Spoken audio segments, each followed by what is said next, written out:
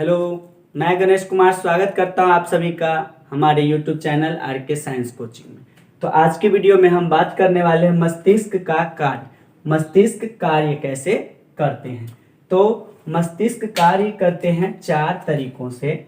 ठीक, वैसे तो भर दिन में जितने भी कार्य हैं सभी में मस्तिष्क का कार्य इम्पोर्टेंट है। मस्तिष्क ही सबसे महत्वपूर्ण कार्य करते हैं हमारे शरीर में।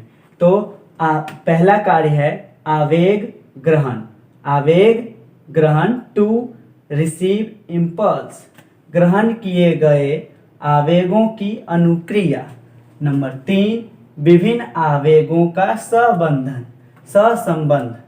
ठीक, और सूचनाओं का भंडारण। नंबर 4 क्या है? सूचनाओं का भंडारण। नंबर 1 आवेग ग्रहण, नंबर 2 ग्रहण किए गए आवेगों की अनुक्रिया, नंबर 3 विभिन्न आवेगों का सहसंबंधन और नंबर 4 सूचनाओं का भंडारण।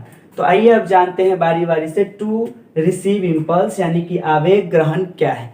आप देखेंगे अपने स्क्रीन पर, मस्तिष्क सभी संवेदी अंगों से आवेशों को ग्रहण करता है। मस्तिष्क में ही ग्रहण किए गए आवेगों का विश्लेषण भी होता है।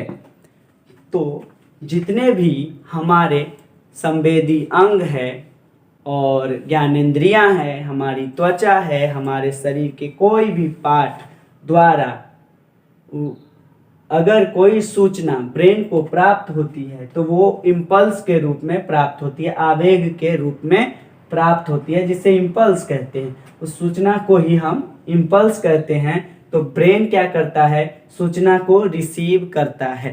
ठीक, अब अगर सूचना रिसीव कर लिया तो अब क्या होगा? अब होगा ग्रहण किए गए आवेगों की अनुक्रिया। तो इसके बारे में आप अपने स्क्रीन पर देखकर पहले लिख लीजिए, फिर हम इसको समझते हैं।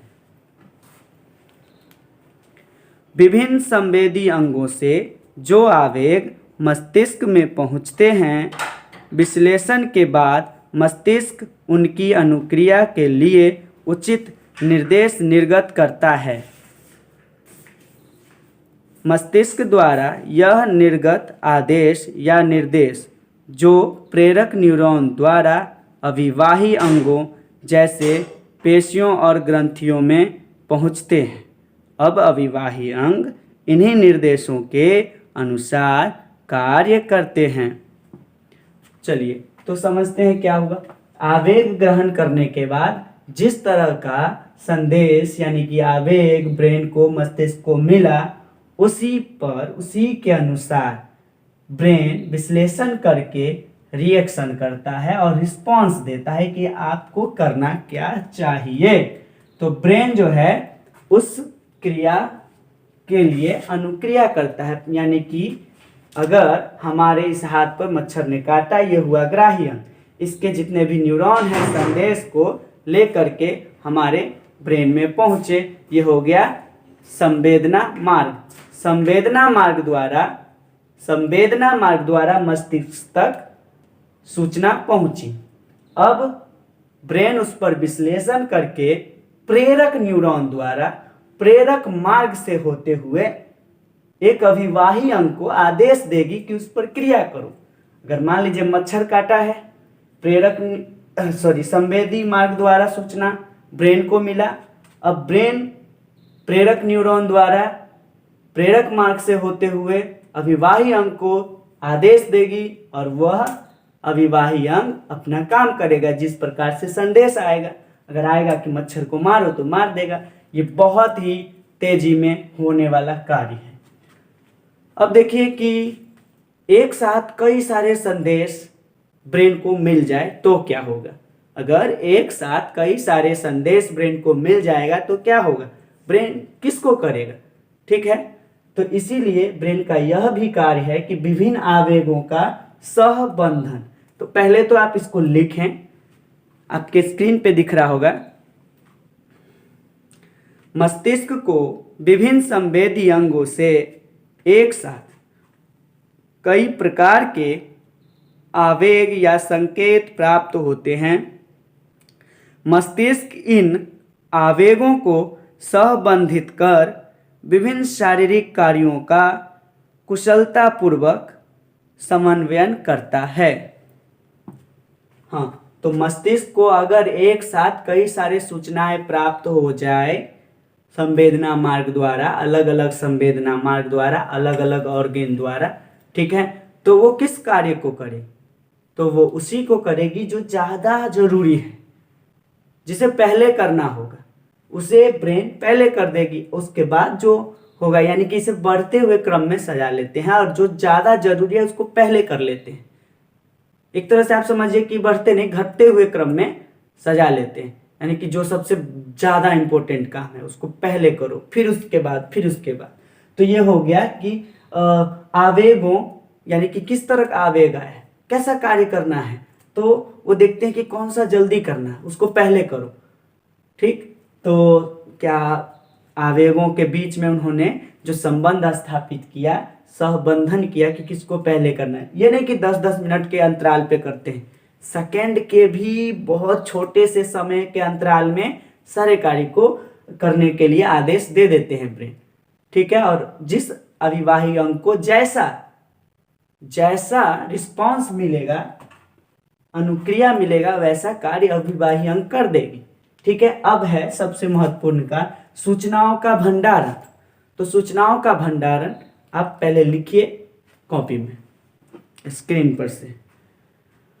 मानव मस्तिष्क का यह सबसे महत्वपूर्ण कार्य है। मस्तिष्क में विभिन्न सूचनाएं चेतना या ज्ञान के रूप में संचित रहती है, इसीलिए मानव मस्तिष्क को चेतना या ज्ञान का भंडार भी कहा जाता है। हाँ, तो सूचनाओं को जो भंडारण करके रखती है, रिसीव करके उसे जो है स्टोर करके रखती है, वो सबसे महत्वपूर्ण कार्य है। इसीलिए कहते हैं ज्ञान का भंडार है मस्तिष्क, और साधु लोग इसे ब्रह्मांड बोलते हैं। ठीक है, तो सूचनाओं का भंडार, आप कल क्या किए, परसों क्या किए, आपका नाम क्या है, आप कहाँ के रहने वाले, ये सभी क्या है? सूचनाएं हैं जो हमारे ब्रेन में जो है स्टोर हो गए हैं, जमा हो गए हैं।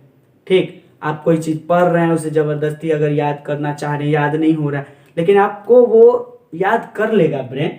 तो वो सभी सूचनाएं हैं, वो हमारे ब्रेन के अलग अलग हिस्सों में, मेमोरी वाले पार्ट में, अग्र मस्तिष्क वाले एरिया में इसे भंडार करके रखते हैं। क्योंकि अग्र मस्तिष्क का जो सेरिब्रम है उसे हम चेतना का जो है सूचना और चेतना का केंद्र बोलते हैं, चतुराई का केंद्र बोलते हैं। तो वहीं पर सारे इंफॉर्मेशन जो है स्टोर होते हैं। ठीक है, तो इस प्रकार से हमने ब्रेन का कार्य देख लिया। एक बार हम इसे समरी रूप में फिर से बोल देते हैं। मस्तिष्क निम्न प्रकार से कार्य करेगा। आवेग ग्रहण करेगा पहले, ठीक, आवेग ग्रहण करेगा, ग्राही अंगों से आवेग यानी कि इंफॉर्मेशन या मैसेज को ब्रेन रिसीव करेगा। अब रिसीव किए गए मैसेज पर ये रिस्पॉन्स करेगा, ऐसे ही नहीं कर लेगा।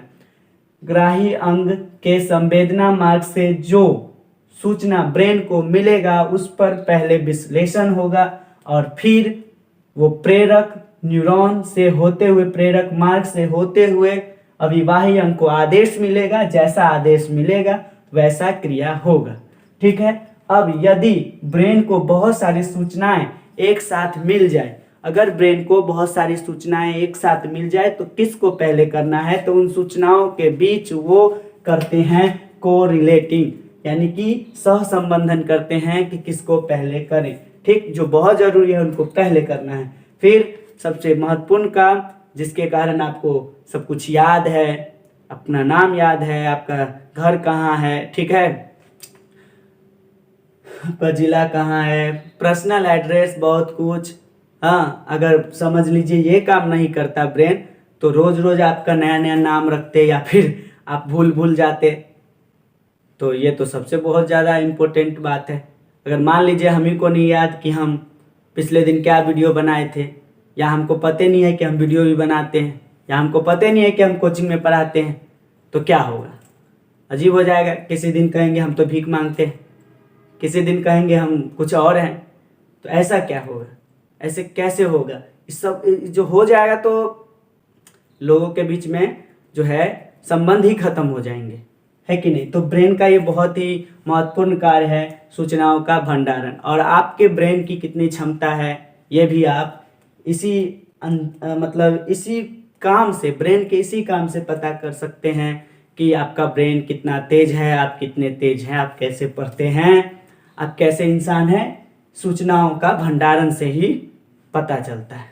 ठीक है, तो आज की वीडियो में हमने देख लिया कि मस्तिष्क का कार्य किस प्रकार से होता है और कौन कौन से कार्य मस्तिष्क करते हैं। वैसे तो आप बोलिए, हंसिए, खाइए, पीजिए, हाँ, खुश रहिए, दुखी रहिए, जो भी काम करिए, जैसा भी आप में संवेदनाएं आती है या उस पर रिएक्शन होता है, सब काम मस्तिष्क करता है।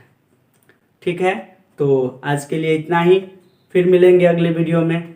वीडियो देखने के लिए धन्यवाद। आप अपने दोस्तों तक हमारी वीडियो शेयर कीजिए। मैं लास्ट में बोलता हूँ क्योंकि मुझे पता है पसंद आएगा तो भेजिएगा, नहीं आएगा तो नहीं भेजिएगा। ठीक है,